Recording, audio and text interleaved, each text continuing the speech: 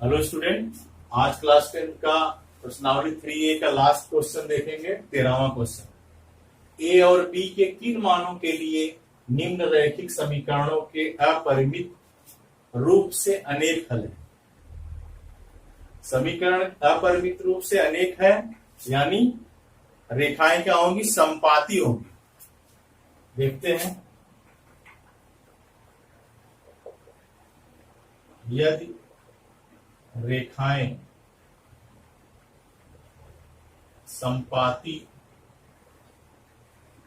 होंगी तो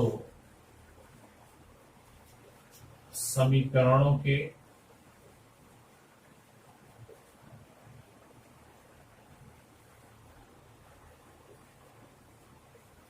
अपरिमित रूप से अनेक हल होंगे।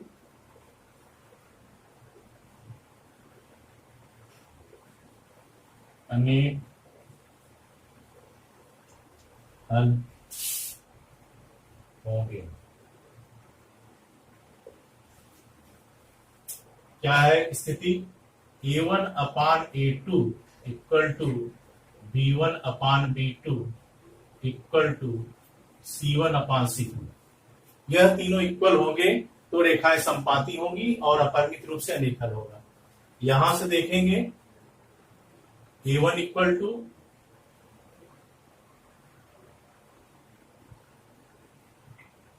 दो, B1 equal to 3, C1 equal to 7 -7। यहां से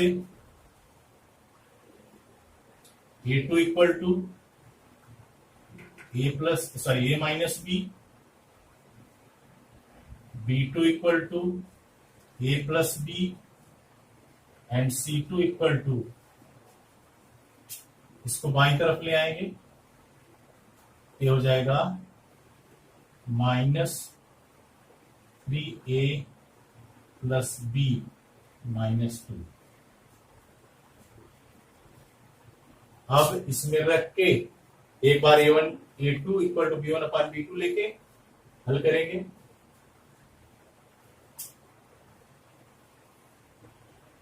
A1/A2 इक्वल टू क्या हो जाएगा, 2/A माइनस बी, और B1/B2 3/A plus B, C1/C2 -7/-3A plus B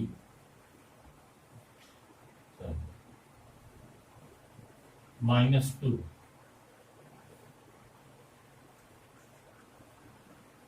देखिए दोनों तरफ माइनस है तो ये खत्म हो जाएगा, 7/3A प्लस बी -2 लिख सकते हैं। अब A1/A2 इक्वल टू B1/B2 अगर करते हैं तो क्या हो जाएगा, A1/A2 इक्वल टू B1/B2 यानी 2/A minus b equal to 3/A plus b.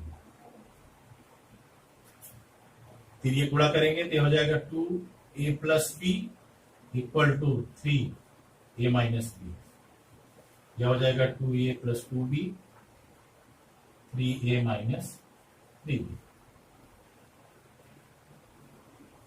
यह हो गया 2B plus 3B equal to 3A minus 2B, यानी 5B इक्वल टू A। यह क्वेश्चन नंबर 1 हो गया आपका। अब B1/B2 इक्वल टू C1/C2 लेंगे।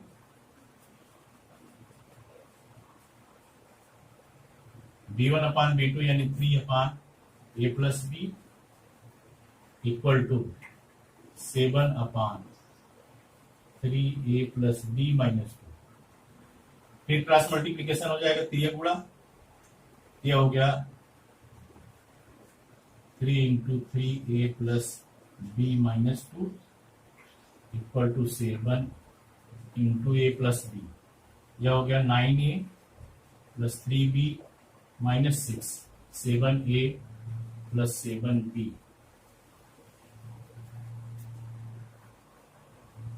यह हो गया 9a minus 7a plus 3b minus 7b equal to 6 को राइट साइड ले गए और b को 7a प्लस 7b की वैल्यू, ये हो गया 2a माइनस 7b में 3b निकाला तो माइनस 4b इक्वल टू 6। अब समीकरण 1 से a की वैल्यू 5b हम यहां पुट कर देंगे। क्वेश्चन नंबर 2 अगर इसको लिखते हैं, लिख देंगे समीकरण 2 में a बराबर 5b रखने पर यह हो जाएगा आपका, यानी 2a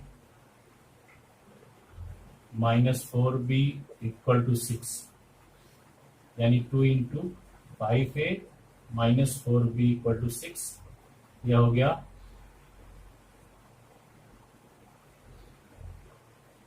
5b, 10b minus 4b,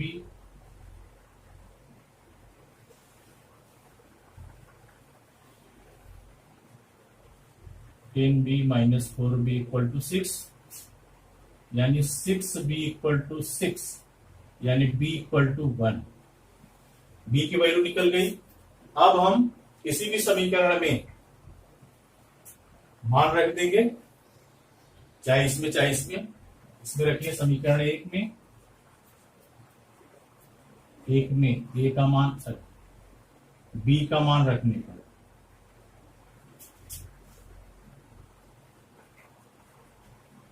क्या है समीकरण a equal to 5b, a equal to 5 into 1, a equal to 5, यह होगा। a की वैल्यू 1 हो गई और b की वैल्यू b की वैल्यू 1 हो गई, a इक्वल टू 5, यह आपका आंसर हो गया। नोट डाउन कर लीजिए। इसके आगे देखेंगे अध्याय 3 में एक रैखिक समीकरण युग्म को हल करने की बीजगणितीय विधि। इसकी 3 विधियां हैं। पहली है विलोपन विधि, दूसरी है प्रतिस्थापन विधि, तीसरी है वज्र गुणन विधि। पहली विधि देखेंगे विलोपन विधि।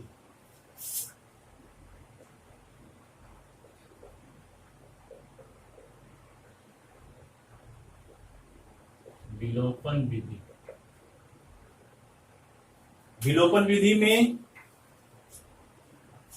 एक चर रैखिक समीकरण युग्म है, यानी 2 चर होंगे, उसमें दोनों समीकरण के किसी एक चर का गुणांक समान करेंगे, एक चर के गुणांक समान करेंगे, और समीकरण अगर धन में है दोनों तो घटाएंगे, और अगर एक ऋण एक धन में है, एक दोनों धन में है तो घटाएंगे, एक धन और एक ऋण में है तो जोड़ेंगे। तो एक जो है विलोपन यानी खत्म हो जाएगा, दूसरा बचेगा तो मान निकल जाएगा उसका, और जो मान निकलेगा एक्स वाई में से किसी एक का मान निकलेगा, दूसरे में रख देंगे, दूसरे का मान निकल जाएगा। क्वेश्चन देखेंगे तो क्लियर समझ में आ जाएगा। जैसे मान लिया कोई समीकरण है x plus y equal to 10, दूसरा है x minus y equal to 4। इसमें एक धन में है एक ऋण में। जैसे हम y को विलोपन करना चाहें तो क्या करेंगे, जोड़ देंगे तो प्लस माइनस से खत्म हो जाएगा, x की वैल्यू आ जाएगी। यही x की वैल्यू या इस समीकरण में या इसमें रख देंगे तो y की वैल्यू आ जाएगी। जैसे कोई समीकरण है 2x plus 3y equal to 5, दूसरा है 3x plus 4y equal to 10। इसमें दोनों समीकरण धन में है तो क्या करेंगे, जोड़ेंगे। पहले गुणांक समान करेंगे। गुणांक समान कैसे करेंगे, जैसे यहां 2 है, यहां 3x है, अगर यक्स के गुणांक समान करना है, इस समीकरण में 3 से गुणा कर दीजिए, इसमें 2 से, यह भी 6x हो जाएगा, यह भी 6x हो जाएगा, गुणांक समान हो जाएंगे, धन में है तो घटा देंगे तो x खत्म हो जाएगा, y बचेगा, y का मान आ जाएगा। फिर किसी भी समीकरण में y का मान रख देंगे तो x का मान आ जाएगा। अगर इसको खत्म करना है तो यहाँ 3y है, यहाँ 4y है, 4 का गुणा इसमें पहले समीकरण में और 3 का गुणा इस समीकरण दूसरे में करेंगे तो दोनों कितने हो जाएंगे, 12y। तो यह भी घटाने खत्म हो जाएगा, x बचेगा, x का मान आ जाएगा, फिर y में रख देंगे। इसे विलोपन विधि कहते हैं। अब क्वेश्चन देखिए पहला,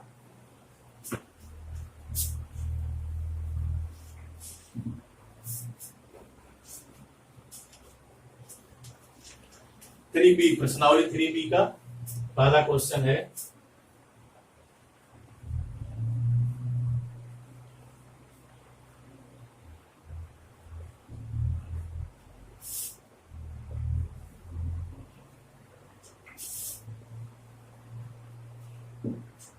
समीकरण 7x धन 2y बराबर 22, समीकरण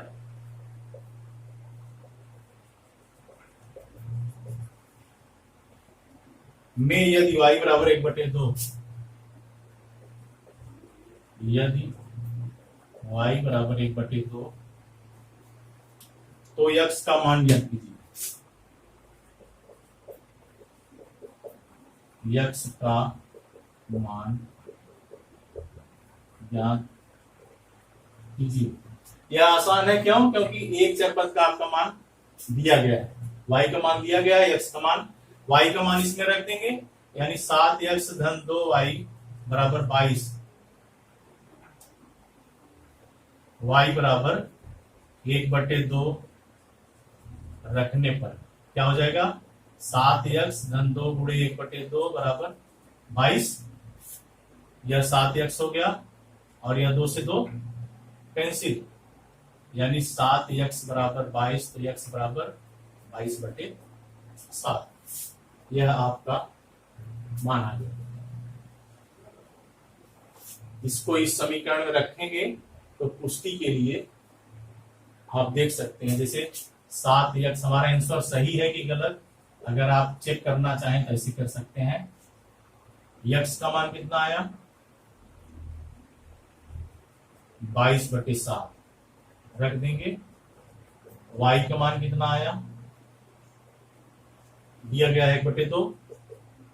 अब यह देखते हैं कि 22 आएगा कि नहीं, यह लेफ्ट हैंड साइड आपका हो गया, 7 से 7 कैंसिल, 2 से 2 कैंसिल, कितना बचा 22, जो कि आपका राइट हैंड साइड है, यानी लेफ्ट हैंड साइड क्या है, राइट हैंड साइड के इक्वल है।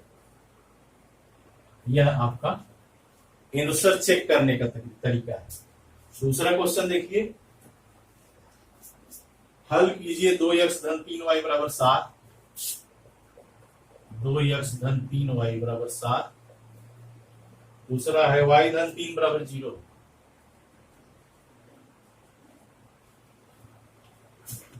देखिए पहले समीकरण में 2x धन 3y बराबर 7 है, यहाँ x का पद ही नहीं है, तो यह देख के हम घबराएंगे नहीं, यह और आसान हो जाएगा। आसान कैसे हो जाएगा, यदि हम दूसरा ही समीकरण सिर्फ ले लें, y बराबर 3 इक्वल टू 0, तो y की वैल्यू यहां से आ जाएगी -3, अब y की वैल्यू यहां पर रख देंगे तो x का मान आ जाएगा, आसान है। रखेंगे समीकरण 1 में y बराबर -3 रखने पर, यानी 2x धन 3y बराबर 7, 2x 3 गुणे -3 बराबर 7, 2x और यह कितना हो जाएगा -9, 3 में 3 का गुणा हुआ। अब यह 9 उस तरफ ले लेंगे तो 7 धन 9, 2x बराबर 16, तो x बराबर 8, y का मान दूसरे समीकरण से निकल गया यहां, और x का मान आपके यहां निकल गया। नोट डाउन कर लीजिए।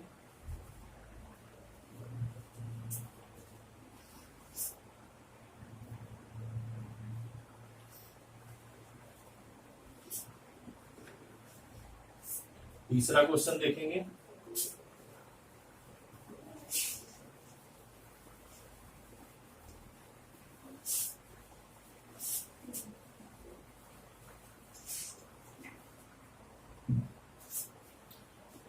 तीसरा क्वेश्चन है 1/x धन 5/y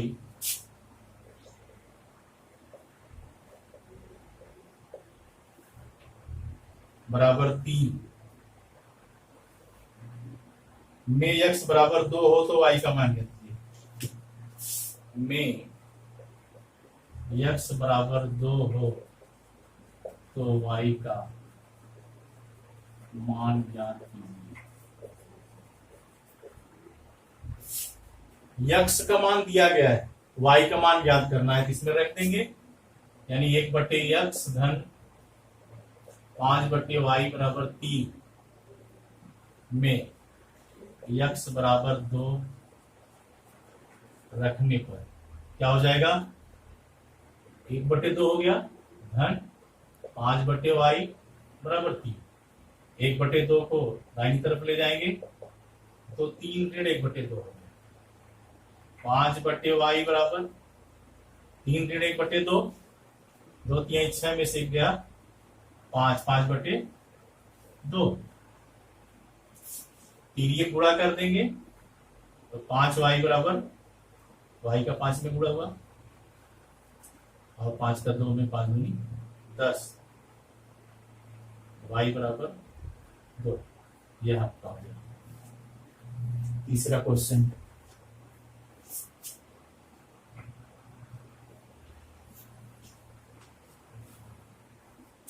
नोट डाउन कर लीजिए।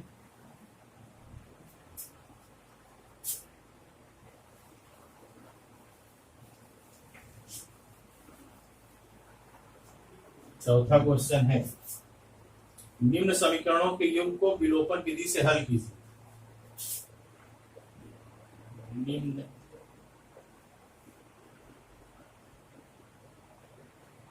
युग्म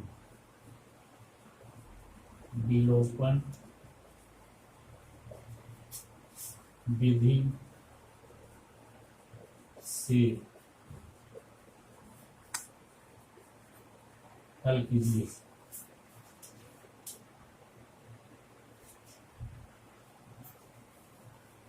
पहला है 3x धन 4y बराबर 10,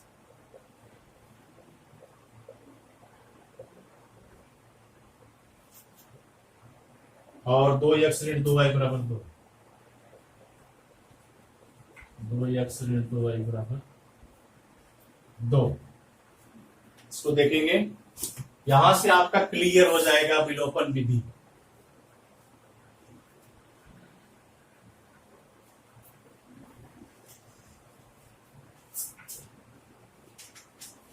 तीन एक्स धन 4y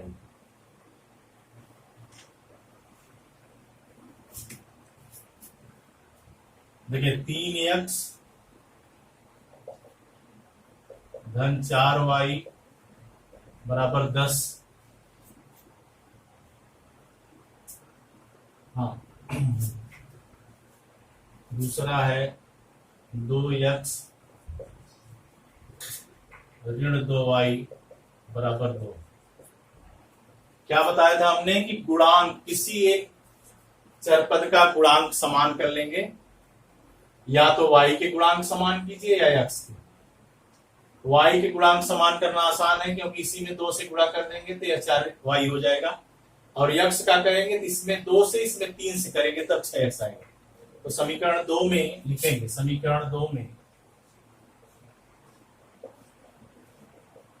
2 से गुणा करने पर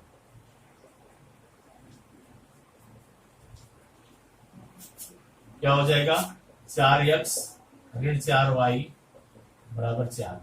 यह समीकरण नंबर 3 आपका होगा। अब चूंकि एक में धन है और एक में ऋण, तो जोड़ देंगे, लिखेंगे समीकरण 1 और 3 को जोड़ने पर, समीकरण 1 और 3 को जोड़ने पर, यानी 3x धन 4y बराबर 10, और चौथा है तीसरा है 4x ऋण 4y बराबर 4। जोड़ेंगे क्या हो जाएगा, यह कैंसिल हो गया। यह सब बाई स्टेप मैं इसलिए बता रहा हूं, जूनियर क्लास में आप लोग पढ़े हों, लेकिन एक क्वेश्चन बाई स्टेप जान लीजिए प्रॉपर, उसके बाद डायरेक्ट हल होगा। यहां से 7x और यह 14 हो जाएगा, तो x का मान 2। अब यही x का मान किसी भी समीकरण में रख देंगे, इसमें इसमें इसमें किसी भी लिखेंगे। समीकरण 1 में x बराबर 2 रखने पर क्या है समीकरण 1, 3x धन 4y बराबर 10। x का मान 2 यानी 3 गुणे 2 4y डायरेक्ट 6 लिख दिए 6 इक्वल टू 10। 4y 6 उधर चला जाएगा, 4y equal to 4y equal to 1 यानी x का मान कितना आया 2। अतः x बराबर 2 तथा y बराबर 1, यह आपका आंसर होगा। नोट डाउन कर लीजिए। इसी प्रकार आप लोग आगे क्वेश्चन और हल करेंगे।